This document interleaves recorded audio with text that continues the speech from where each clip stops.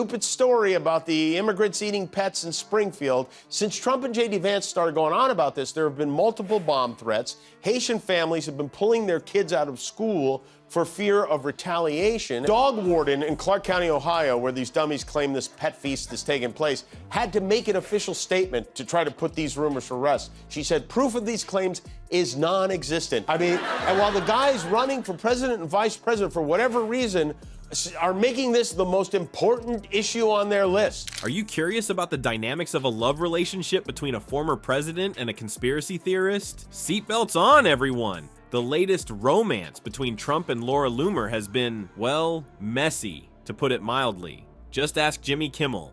Before we move on, I'd like to ask you a small favor. If you appreciate this content, please take a second to like this video and subscribe to the channel. Over 98% of you watch the videos without subscribing. It costs you nothing, but it makes a huge difference to us. So, did you click the subscribe button? Great, thank you so much.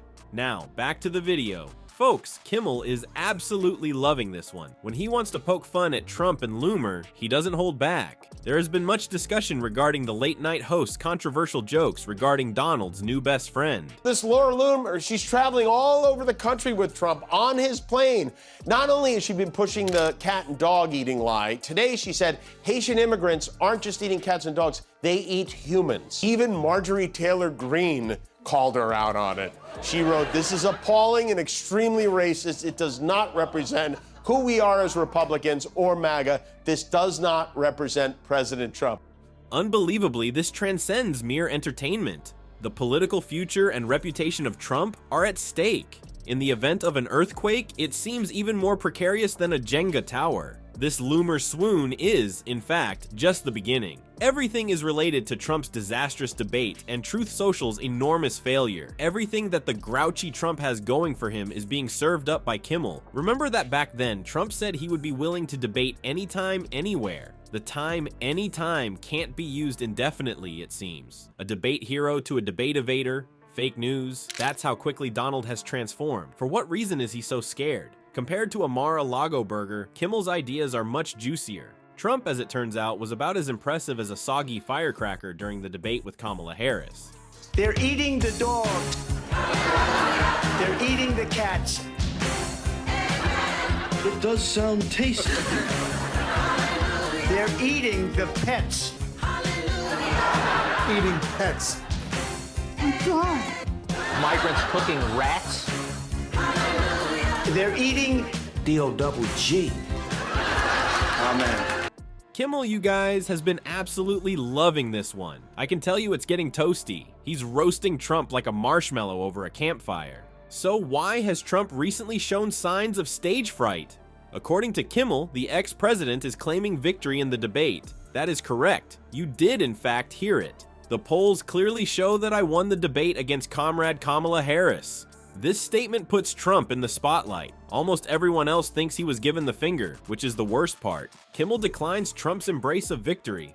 Prizefighters often make the ironic statement, "I want a rematch," after suffering a defeat in a fight, but not our Donnie. So quickly he changed his stance from anytime, anywhere to "there will be no third debate."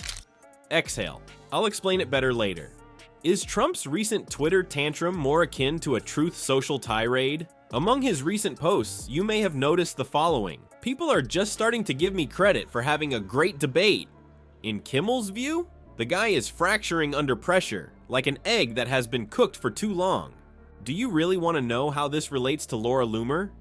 Things are about to get interesting from here on out. Kimmel theorizes that Trump's dismal performance in the debates is attracting Trump to more extreme supporters like Loomer. It would appear that he is on the hunt for some sort of conspiracy theory crowd participation award. Take it into consideration. When the general public doesn't believe your "I won" story, what do? To the people who will take your word for it, of course. As if Trump were playing political hot potato and Loomer were the only one prepared to catch him. Whether Trump's accommodation of conspiracy theorists like Loomer was an intentional strategy or an impassioned plea for support remains an open question. It would seem that Kimmel holds the second view. I feel like he's building a fortress out of tinfoil hats, trying to shield himself from the harsh reality of his debate defeat. Does he lose the debate? He embarrasses himself. He demonstrates exactly why he doesn't have the temperament or intelligence to run a Dairy Queen store, never mind the country, because after the debate he won on Tuesday night, Truth Social stock is in free fall. Look, Trump's media stock plunges after debate. His stock price sank faster than his pompadour in his steam room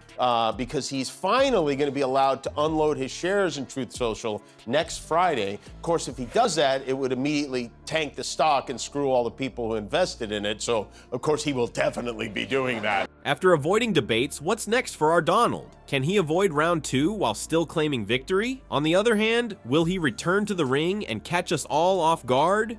Whatever the situation may be, Kimmel is sure to have plenty of material. By avoiding debates, Trump has allowed his truth empire to crumble at the rate of a high-tide sandcastle.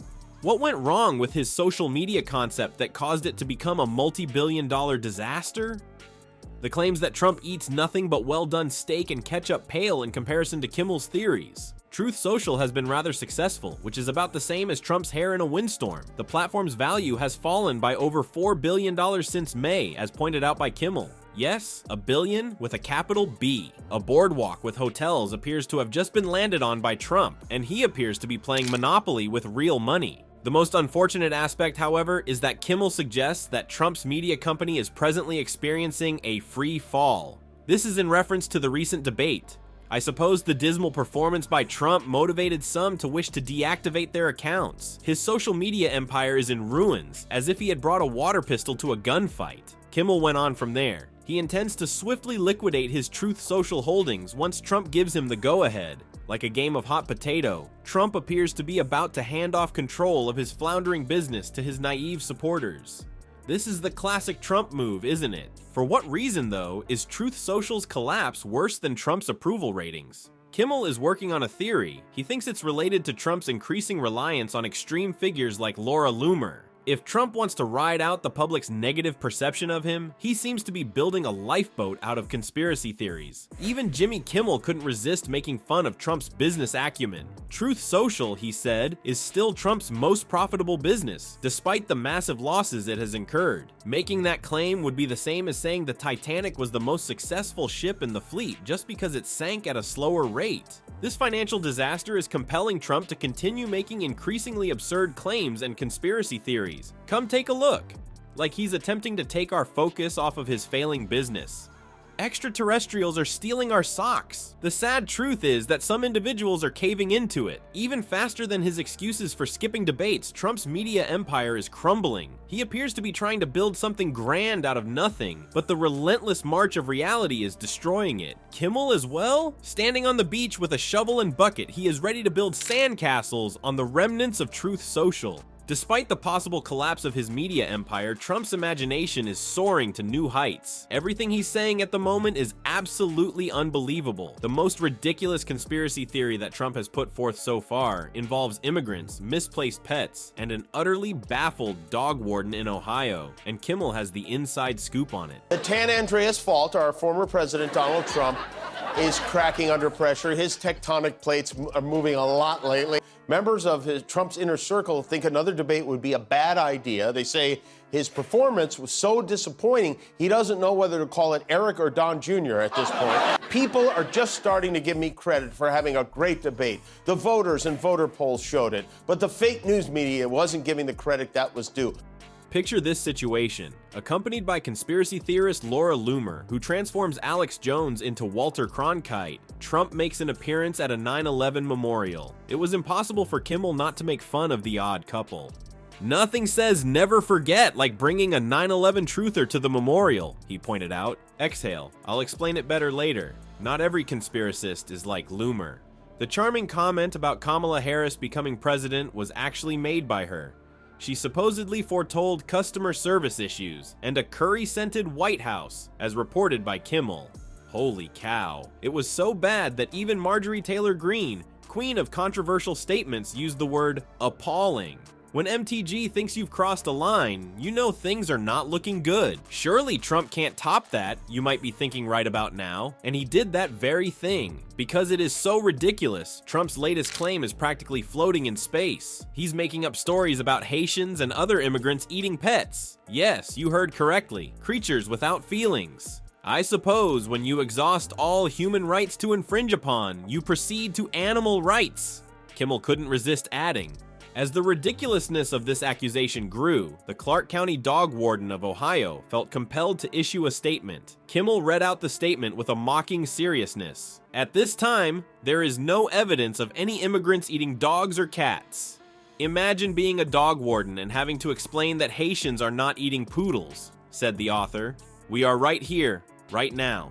However, the comedic value stops here. These are not merely Trump's late-night quips. In reality, they are the source of many issues. According to Kimmel, these rumors have caused panic and even bomb threats against Haitian families. He ironically said, "It's all fun and games until someone loses a democracy," while his tone betrayed his seriousness. What is Kimmel's take on this? It seems like Trump is going crazy. He starts to say increasingly ridiculous things, like a child who isn't given enough attention. According to Kimmel, Mexico's not sending their best was initially the argument. Our pets are being eaten by Haitians. What is the next step? Canada is robbing us of our dreams. But why is Trump embracing conspiracy theorists and making such ludicrous assertions? Kimmel claims that staying current is the most important thing. Trump's like that guy at the party who realizes no one's listening to him anymore, so he starts saying crazier and crazier things just to get a reaction, said Kimmel. That he isn't going to a party is the main problem. He is running for president. Kimmel isn't holding back as Trump becomes the classic subject for late-night comedy. Because the comedian has been roasting Donald like a marshmallow over a campfire, it's getting toasty. From outlandish conspiracy theories to disastrous debates, comedians are swamped with Trump material. In Kimmel's view, when Trump is put under pressure, he cracks like an egg when microwaved. He embraces fringe supporters and outrageous claims driven by his irrational desire for attention. To shield himself from the harsh realities of life, he appears to be building a fort out of tinfoil hats. Kimmel wants us to laugh at this political craziness, and that is the shocking part. He says, "This is going to be surprising to our younger viewers. Candidates for president didn't promote money-making schemes while they ran for office." Apparently, Trump's obsession with controversy is a timeless talent for making people laugh late at night.